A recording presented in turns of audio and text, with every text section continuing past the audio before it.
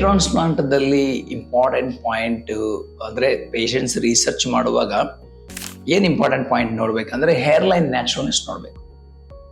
Hair line ನ್ಯಾಚುರಲ್ನೆಸ್ ಇಲ್ಲ ಅಂದ್ರೆ totally transplantation work ಚೆನ್ನಾಗಿಲ್ಲ ಅಂತ ಹೇಳ್ಬೋದು. ಈ ವಿಡಿಯೋ ಕಂಪ್ಲೀಟ್ ಎಂಡ್ ವರ್ಕ್ ವೀಕ್ಷಿಸಿ. ಏನಕ್ಕಂದ್ರೆ ಈ ಪೇಷಂಟ್ ಸ್ವಲ್ಪ ಕರ್ಲಿ ಹೇರ್ ಇದೆ, complete bald head, fair skin ಇದೆ. ಆದ್ರೆ ನ್ಯಾಚುರಲ್ ಆಗಿ 95 to 99% ನ್ಯಾಚುರಲ್ನೆಸ್ ಇರೋ ತರ ಹೇರ್ ಲೈನ್ ಡಿಸೈನ್ ಮಾಡಿದ್ವಿ. ಅದಕ್ಕಾಗಿ ಈ ವಿಡಿಯೋ ಎಂಡ್ ವರ್ಕ್ ತಾವು ನೋಡಿದ್ರೆ ಒಂದು ಬೇಸಿಕ್ ಇನ್ಫಾರ್ಮೇಶನ್ ನಾನು ಹೇರ್ ಟ್ರಾನ್ಸ್ಪ್ಲಾಂಟೇಶನ್ ಡಿಸೈನ್ಸ್ ಅದೆಲ್ಲ ನಿಮ್ಗೆ ಅರ್ಥ ಆಗುತ್ತೆ. ಹೇರ್ ಟ್ರಾನ್ಸ್ಪ್ಲಾಂಟೇಶನ್ ರಿಸರ್ಚ್ ಮಾಡುವಾಗ ಬೇಸಿಕ್ಲಿ ಬಹಳ ಆಂಗಲ್ಸ್ ನಲ್ಲಿ ಪೇಷಂಟ್ಸ್ ಗಳು ರಿಸರ್ಚ್ ಮಾಡ್ತಾರೆ. ಒಂದೇನಂದ್ರೆ ಬಹಳ ಜನಗಳು ಕಡಿಮೆ ರೇಟ್ ಗ್ರಾಫ್ಟ್ ಅಂತ ಹೇಳಿ ಸ್ವಲ್ಪ ಜನ ಇರ್ತಾರೆ, ಸ್ವಲ್ಪ ಜನ ಕ್ವಾಲಿಟಿ ನೋಡ್ತಾರೆ, ಸ್ವಲ್ಪ ಜನ ನ್ಯಾಚುರಲ್ನೆಸ್ ಇರ್ಬೇಕಂತ ನೋಡ್ತಾರೆ. ಸೊ ಈ ಪೇಷಂಟ್ ಏನಂದ್ರೆ ಕಂಪ್ಲೀಟ್ ಫ್ರಂಟ್ ಸೈಡ್ ಹೇರ್ ಇಲ್ಲ ಅಂದ್ರೆ ಆಲ್ಮೋಸ್ಟ್ ಕ್ಲಾಸ್ 3 ಕ್ಲಾಸ್ 4 ಬಾಲ್ಡ್ನೆಸ್ ಅವರಿಗೆ ನ್ಯೂ ಹೇರ್ ಲೈನ್ ನಾವು ಕ್ರಿಯೇಟ್ ಮಾಡಿದ್ವಿ. ಈ ಹೇರ್ ಲೈನ್ ಬಗ್ಗೆ ನಾವು ಏನಕ್ಕೆ ಎಷ್ಟು ಪ್ರೆಷರ್ ಮಾಡ್ತಾ ಇದ್ವಿ ಅಂದ್ರೆ ಹೇರ್ ಲೈನ್ ನ್ಯಾಚುರಲ್ ಆಗಿ ಇದ್ರೆ ಹೇರ್ ಟ್ರಾನ್ಸ್ಪ್ಲಾಂಟೇಶನ್ ಕ್ವಾಲಿಟಿ ನಾವು ಎಕ್ಸ್ಪೆಕ್ಟ್ ಮಾಡಬಹುದು. ಅಂದ್ರೆ ಹೇರ್ ಲೈನ್ ನ್ಯಾಚುರಲ್ ಡಿಸೈನ್ ಮಾಡಿ ನ್ಯಾಚುರಲ್ ಬಂದ್ರೆ ಆ ಕ್ಲಿನಿಕ್ ವರ್ಕ್ ಚೆನ್ನಾಗಿರುತ್ತೆ ಅಂತ ಅರ್ಥ. ಯಾಕಂದ್ರೆ ಈ ಹೇರ್ ಲೈನ್ ನ್ಯಾಚುರಲ್ ಬರ್ಬೇಕಂದ್ರೆ ಮೇನ್ ಏನಪ್ಪ ರೀಸನ್ ಅಂದ್ರೆ ನಂಬರ್ 1 ಸೊ ಆರ್ಟಿಸ್ಟಿಕ್ ವರ್ಕ್ ಇರಬೇಕು. ಓನ್ಲಿ ಸರ್ಜರಿಯಿಂದ ಹೇರ್ ಲೈನ್ ನ್ಯಾಚುರಲ್ ಬರಲ್ಲ. ಸೊ ಆರ್ಟಿಸ್ಟ್ರಿ ವರ್ಕ್ ಇರಬೇಕು. ಅಂದ್ರೆ ಸರ್ಜಿಕಲ್ ಫೀಲ್ಡ್ ನಲ್ಲಿ ಕ್ಯಾನ್ವಾಸ್ ನಲ್ಲಿ ಪೇಂಟರ್ ಯಾವ ತರ ನೀನು ಡಿಸೈನ್ ಮಾಡ್ತಾರೋ ಆ ತರ ಇರಬೇಕು. ಅದು ಬರ್ಬೇಕಾದ್ರೆ ಬಿಫೋರ್ ಟ್ರಾನ್ಸ್ಪ್ಲಾಂಟೇಶನ್ ಸ್ವಲ್ಪ ಮಾರ್ಕಿಂಗ್ಸ್ ಗಳು ಅದೆಲ್ಲ ನಾವು ನೋಡ್ಕೊಂಡು ಮಾಡ್ಬೇಕಾಗತ್ತೆ. ನಂಬರ್ 2 ಹೈ ಇಲ್ಯೂಷನ್ ಡೆಫಿನೇಷನ್ ಅಂದ್ರೆ ಹೈ ಡೆಫಿನೇಷನ್ ಇಲ್ಯೂಷನ್ ಡೆನ್ಸಿಟಿ. ಅದು ಯಾವ ತರ ಡಿಸೈನ್ ಮಾಡ್ತೀವಿ ಅಂದ್ರೆ before transplantation patient combing style ಏನು, ಮತ್ತೆ ಹೇರ್ ಟೆಕ್ಸ್ಚರ್ ಕಂಡೀಷನ್ ಏನು, ಫ್ಯೂಚರ್ ಹೇರ್ ಫಾಲ್ ಏನಾಗುತ್ತೆ ಎಲ್ಲ ಕ್ಯಾಲ್ಕುಲೇಟ್ ಮಾಡಿ ಮಾರ್ಕಿಂಗ್ಸ್ ಮಾಡ್ಕೊಂತೀವಿ. ಡೈರೆಕ್ಟ್ ವಿಷನ್ ಆಗ್ಬೋದು, ಇಲ್ಲಾಂದ್ರೆ ಇಂಡೈರೆಕ್ಟ್ ವಿಷನ್ ಆಗ್ಬೋದು. ಫೋಟೋಗ್ರಾಫ್ಸ್ ನೋಡಿ ಮತ್ತೆ ಸರ್ಜರಿದಲ್ಲಿ ಮಧ್ಯದಲ್ಲಿ ಫೋಟೋಗ್ರಾಫ್ಸ್ ನೋಡಿ ಮತ್ತೆ ಡಿಸೈನ್ ಮಾಡ್ತೀವಿ. ಸ್ವಲ್ಪ ಜನ ಏನ್ ಮಾಡ್ತಾರೆ ಅಂದ್ರೆ ಆಪರೇಷನ್ ಥಿಯೇಟರ್ ಕರ್ಕೊಂಡೋಗಿ ಒಳಗೆ ಮಾರ್ಕಿಂಗ್ ಮಾಡೋ ವಿಧಾನ ಮಾಡ್ತಾರೆ. ಅದರಿಂದ ಏನಾಗುತ್ತೆ ಗೊತ್ತಾ, ಸರ್ಜನ್ಗೆ ಐಡಿಯಾ ಹೋಗುತ್ತೆ. ಏನಕ್ಕಂದ್ರೆ ಅನಸ್ತೀಶಿಯಾ ಕೊಡ್ತೀವಿ, ಮತ್ತೆ ಟ್ಯೂಮಿಸೆನ್ಸ್ ಅನಸ್ತೀಶಿಯಾ ಕೊಡ್ತೀವಿ, ಮತ್ತೆ ಸ್ವಲ್ಪ ಇದು ಸ್ಕ್ಯಾಲ್ಪ್ ಸ್ವೆಲ್ಲಿಂಗ್ ಆಗುತ್ತೆ. ಆ ಟೈಮ್ನಲ್ಲಿ ಮಾರ್ಕಿಂಗ್ಸ್ ಮಾಡ್ಕೊಂಡ್ರೆ ಹೇರ್ ಎಲ್ಲ ಟ್ರಿಮ್ ಮಾಡಿರ್ತೀವಿ, ಕಂಪ್ಲೀಟ್ ರಾಂಗ್ ಆಗುತ್ತೆ. ಬಿಫೋರ್ ಸರ್ಜರಿ ನಾವೆಲ್ಲ ಡಿಸೈನ್ ಮಾಡ್ಕೋಬೇಕು, ಮತ್ತೆ ಒಳಗೆ ಎಕ್ಸಿಕ್ಯೂಷನ್ ಮಾಡಬೇಕು. ಸೊ ಇದು ಇನ್ನೊಂದೇನಂದ್ರೆ ಈ ನ್ಯಾಚುರಲ್ನೆಸ್ ಬರೀ ಹೇರ್ ಗ್ರಾಫ್ಟ್ಸ್ ನಂಬರ್ ಇಂದ ಬರಲ್ಲ. ಈಗ ಸ್ಟ್ರಾಟಜಿಕ್ ಇಂಪ್ಲಾಂಟೇಶನ್ ಅಂದ್ರೆ ಆಂಗ್ಲೇಷನ್ ಆಗ್ಬೋದು, ಓರಿಯಂಟೇಷನ್ ಆಗ್ಬೋದು, ಡೆನ್ಸಿಟಿ ಆಗ್ಬೋದು, ಯಾವ ಏರಿಯಾದಲ್ಲಿ ಎಷ್ಟು ಇಂಪ್ಲಾಂಟ್ ಮಾಡಬೇಕು ಅದು ಬಹಳ ಇಂಪಾರ್ಟೆಂಟ್. ಇದೆಲ್ಲ ಸೇರಿ ಎಕ್ಸಿಕ್ಯೂಷನ್ ಮಾಡ್ಬೇಕು. ಸ್ಟೆಪ್ 1 ಇಂದ ಸ್ಟೆಪ್ ಎಂಡ್ ವರೆಗೂ ಪ್ಯಾಷನೇಟ್ ಇರೋ ಸರ್ಜನ್ ಎಕ್ಸಿಕ್ಯೂಟ್ ಮಾಡಿದ್ರೆ ಟೋಟಲ್ ವರ್ಕ್ ನಾವು ಕ್ರಾಫ್ಟ್ಮ್ಯಾನ್ಶಿಪ್ ಅಂತ ಹೇಳ್ತೀವಿ. ಆವಾಗ ಬಿಗಿನಿಂಗ್ ಎಂಡ್ ವರ್ಕ್ ಒಳ್ಳೆ ಎಕ್ಸಿಕ್ಯೂಷನ್ ಆಗಿದೆ. Even implantation done by implanter method, flexi implanters, DHT method ಅಂತ ಹೇಳ್ತೀವಿ. ಇದೆಲ್ಲ ಸ್ಟೆಪ್ಸ್ ಎಲ್ಲ ಇಂಪಾರ್ಟೆಂಟ್.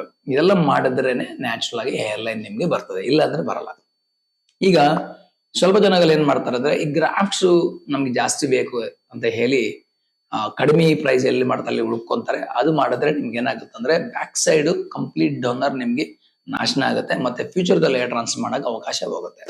ಈ ಹೇರ್ ಟ್ರಾನ್ಸ್ಪ್ಲಾಂಟದಲ್ಲಿ ನಾವು ಸರ್ಜನ್ಸ್ ಮಾಡೋದು ದೊಡ್ಡ ಕೆಲಸ ಏನಿಲ್ಲ. ನಾವು ಬರೀ ಬ್ಯಾಕ್ ಸೈಡ್ ಇಂದ ನಿಮ್ದು ಕ್ವಾಲಿಟಿ ಆಗಿ ಗ್ರಾಫ್ಟ್ಸ್ ತಗೊಂಡು ಫ್ರಂಟ್ ಇಂಪ್ಲಾಂಟ್ ಮಾಡೋದು ಮಾತ್ರ ನಮ್ ಕೆಲಸ. ಸೊ ನಿಮ್ದು ಗ್ರಾಫ್ಟ್ಸ್ ಮಾರ್ಕೆಟ್ ಇಂದ ತಗೊಂಡ್ ಬರಲ್ಲ, ಪರ್ಚೇಸ್ ಮಾಡಕ್ ಸಾಧ್ಯ ಇಲ್ಲ. ಬೇರೆ ಏನಾದ್ರೂ ಸರ್ಜರಿ ಆಗ್ಲಿ, ಹಾರ್ಟ್ ಸರ್ಜರಿ ಆಗ್ಲಿ ಸ್ಟೆಂಟ್ ಪರ್ಚೇಸ್ ಮಾಡ್ಬೋದು, ಲೆಗ್ ಸರ್ಜರಿ, ನೀ ಸರ್ಜರಿ ಆದ್ರೆ ನಾವು ಜಾಯಿಂಟ್ಸ್ ಪರ್ಚೇಸ್ ಮಾಡ್ಬೋದು. ಬಟ್ ಹೇರ್ ಟ್ರಾನ್ಸ್ಪ್ಲಾಂಟ್ ಆತರ ಅವಶ್ಯಕತೆ, ಆ ತರ ಚಾನ್ಸೇ ಇಲ್ಲ. ನಿಮ್ದೇ ಡೋನರ್. ಅದರಿಂದ ಸುಮ್ನೆ ಜಾಸ್ತಿ ಗ್ರಾಫ್ಟ್ಸ್ ಬರ್ತದೆ, ಕಡಿಮೆ ರೇಟ್ ಮಾಡ್ತಾರೆ ಅಂತ ಹೇಳಿ ಜಾಸ್ತಿ ಗ್ರಾಫ್ಟ್ಸ್ ಮಾಡ್ಕೊಂಡು ಹೋಗ್ಬೇಡಿ. Your losing your grafts. ನಿಮ್ ಗ್ರಾಫ್ಟ್ಸ್ ನಾಶನ ಆಗ್ತಾ ಇದೆ ಅಂತ ಅರ್ಥ. ಸ್ವಲ್ಪ ಕೇಸ್ದಲ್ಲಿ ನಾನು ನೋಡಿದ್ದೀನಿ, 3,000 ಗ್ರಾಫ್ಟ್ಸ್ ಬೇಕಂತ ಅನ್ಕೊಳ್ಳಿ ಎಕ್ಸಾಂಪಲ್. ಬೆಟರ್ 2,000 ಗ್ರಾಫ್ಟ್ಸ್ ಮಾಡ್ಕೊಳ್ಳಿ, ಪ್ರೈಸ್ ಕಡಿಮೆ ಮಾಡ್ಕೊಳ್ಳಿ. ಬಿಟ್ರೆ 3,500 ಮಾಡಿ ನನಗೆ ಬೇರೆ ಕಡೆ ಹೋಗಿ ಕಡಿಮೆ ಮಾಡ್ಕೊಂತೀನಿ, ದುಡ್ಡುಗೋಸ್ಕರ, ಫೈನಾನ್ಸ್ ಗೋಸ್ಕರ ಹೇರ್ ಟ್ರಾನ್ಸ್ಪ್ಲಾಂಟೇಶನ್ ಡಿಸೈಡ್ ಮಾಡ್ಕೋಬೇಡಿ. ಏನಕ್ಕಂದ್ರೆ ಹೇರ್ ಲೈನ್ ಚೆನ್ನಾಗಿಲ್ಲ ಅಂದ್ರೆ ನಿಮ್ total transplantation is a failure story.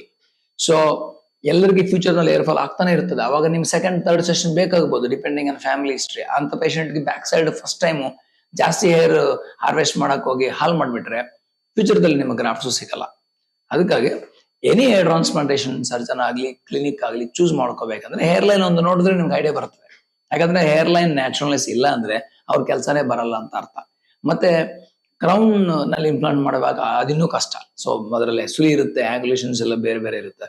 ಅದಕ್ಕಾಗಿ ಹೇರ್ ಲೈನ್ ಚೆನ್ನಾಗಿದೆ ಅಂತ ಅರ್ಥ ಏನು, ಬೇಸಿಕ್ ಆಗಿ ಇವ್ರ ವರ್ಕ್ ಚೆನ್ನಾಗಿದೆ ಅಂತ ಹೇಳ್ಬೋದು. ಬಹಳ ಜನ ಹೇರ್ ಲೈನ್ ಚೆನ್ನಾಗಿ ತೋರಿಸಲ್ಲ, ದೂರದಿಂದ ತೋರಿಸ್ತಾರೆ. So high definition photos videos ತೋರಿಸಲ್ಲ. ಸೊ ಅದೊಂದು ಚೂಸ್ ಮಾಡುವಾಗ ಅದೊಂದು ಕ್ರೈಟೀರಿಯಾ ಪೇಷಂಟ್ಸ್ ಚೆಕ್ ಮಾಡ್ಕೋಬಹುದು. ಏರ್ಲೈನ್ ವಿಡಿಯೋಸ್ ಒಂದು 20-30 ನೋಡಿದ್ರೆ ಆ ಸರ್ಜನ್ ಚೆನ್ನಾಗಿ ಮಾಡ್ತಾರೆ ಇಲ್ವಾ ಅಂತ ನಿಮ್ಗೆ ಗ್ಯಾರಂಟಿ ಐಡಿಯಾ ಬರ್ತದೆ.